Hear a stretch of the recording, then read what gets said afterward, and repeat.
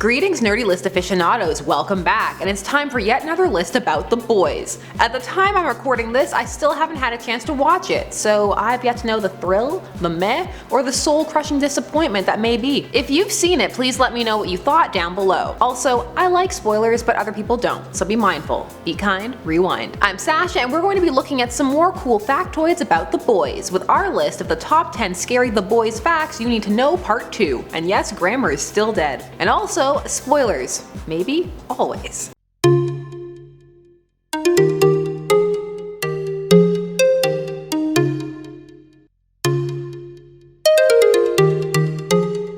Number 10. Victory Comics. We touched on this one a titch in part 1 when we talked about how The Boys as a series is disparaging to the comic book myth-making machine. But let's take a closer look. Victory Comics is the company detailing the fake exploits of the superheroes in The Boys universe, publishing them and straddling the line between fiction and reality. While they are not newspapers or even regarded as such, they still are paradoxically viewed as factual in some capacity by those who consume them, with those who have read them feeling they know the true flow of events. Victory Comics as a name very much speaks to the early golden era of comics, and their eventual turn into also being propaganda magazines after the start of World War II. The Boys, despite being a comic, views comics as a bit of a danger, as they can be consumed without thought and provide people with a worldview. Remember, this is just one outlook, though some will claim it is the only one. But in a way, it can deny agency and critical thought, and it can also sometimes conflate correlation with causation. If people were truly all such mindless sheeple, books like The Boys wouldn't exist. Still, makes you think, provokes discussion. Number 9. The adaptation thinks it's new. Now, in the lead up to The Boys series, there has been the usual press tour, the interviews with creators, etc. And one thing that's a little scary about Kripke's interviews is that it seems like it's very much pressing the "oh my god, this is the first dark deconstruction ever." It's an interesting one, and a gory one at that, but it's not the first, not by far. And also what it's saying is not a brand new shocking revelation. Like, hey guys, superheroes are people too, and maybe they're jerks. It's not a stop the presses moment, but hey, I'm a bit of a cynic. Also, people keep comparing The Watchmen and The Boys, and guys, they have very different theses. Just because they both have an assault scene and deconstruct heroes, the deconstructions are very different. Number 8. A defective product. In The Boys universe, as we mentioned in part 1, the Seven, the not Justice League, are essentially bought and paid for by the Vought Corporation, who are using them to advance their own power-grabbing goals. However, what this means is that the Seven are a product. This aspect has actually aged quite well in an influencer age of branding. In fact, it actually plays better, although one has to wonder how so much debauchery would be kept under wraps in the social media age. But I'll suspend my disbelief, I mean, a lot is hidden now. Still, this means that when things go wrong, the Seven are viewed as defective products by their handlers rather than people. Raised in such a warped environment, is it really a wonder they went so wrong? Number 7. Issue 40. So The Boys is divided into story arcs that overall tell an overarching narrative, and is eventually punctuated throughout by miniseries that expand upon the characters or events, or just, well, there to push the boundaries. Looking at you, Herogasm. However, a turning point for the level of depravity is reached in issue 40, when the Homelander receives his blackmail photos and we get to see what's in them. And I can't show you, but I can tell you, babies are eaten. Cannibalism. Are we still monetized? People don't like baby eaters. Just when you thought it couldn't go any higher, yeah, this series is a lot of a lot, and some people are not here for it. And it crosses that, you're just doing this to do it threshold. Everybody has a different barrier. They haven't found a movie, book, or anything that could stop me from eating yet. I'm like the boy who couldn't get the shivers, but with gore.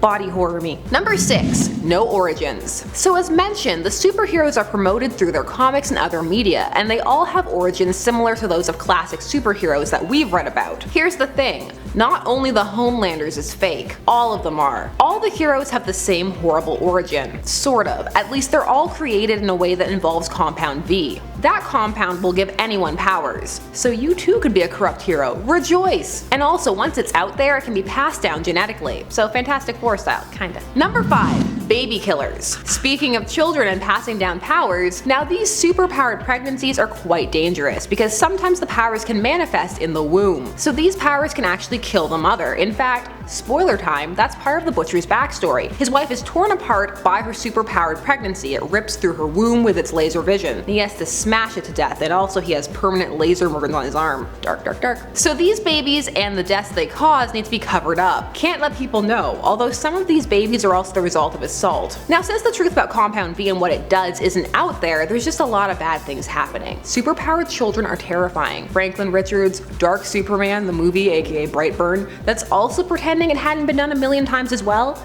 Sorry, salty. When people go on to something as groundbreaking and it's about the 28th time it's happened, you know, it can still be good, just don't pretend it's new. Number 4, the female of the species. So the boys aren't all boys, that's just a colloquial term that isn't actually gender specific anymore. It had historical ties to a time when it would be more likely to have been all boys, but even then, there were girls too. So the most deadly member of the boys is the female, and her name is actually a play on the poem The Female of the Species by Rudyard Kipling, written in 1911. And man knows it, knows moreover that the woman that God gave him must command but may not govern, shall enthrall but not enslave him. And she knows, because she warns him, and her instincts never fail, that the female of her species is more deadly than the male. So yeah, people underestimate the female, but they shouldn't, cause she'll rip your face off and not feel bad about it, because without fail, the female of the species is deadlier than the male. Number 3, homophobia. So the language used in The Boys is a lot by modern standards. I mean, it was a lot back then, but now some people's ears or rather eyes may bleed. It's quite crass, but beyond that, the series actually has some interesting things to say about true prejudice and how people can get caught up in vulgarity and assume that that is where true hate lies, when really it's with the very people who pretend to care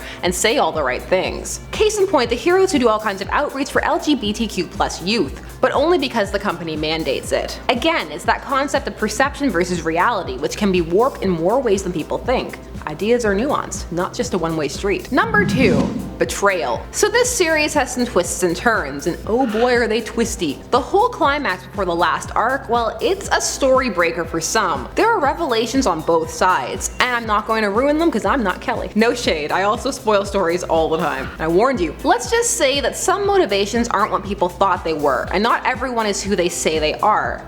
Am I hyping you up yet? Are you hype? Number 1. Garth Ennis hates superheroes. So Garth Ennis wrote The Boys, and while he is not here for superheroes, he discussed it during his interviews leading up to his new series. He said, and I quote, "Well, I regard costume superheroes really with a good deal of suspicion and disdain, so I tended to follow my instincts in that regard. One thing I would say is that in a way that the mainstream world of entertainment has caught up with comic books, people have now been educated to the notion of shared universes, of worlds, of superheroes, of walking out your door one morning and seeing Spider-Man swing past and walking to work and seeing Iron Man battling somebody. I would still be very shocked to see those things. I mean, okay, so why disdain? I mean, yes, but it's a fictional idea. Does he know something we don't? Are they unveiling a real Superman tomorrow? It's okay to like ideas and believe in them, and it's also okay to deconstruct them. So Ennis is a cynic, and The Boys reflects that. It is unchecked cynicism. But if you can, do check it yourself. I mean, it's just one person's look. You can also create your own.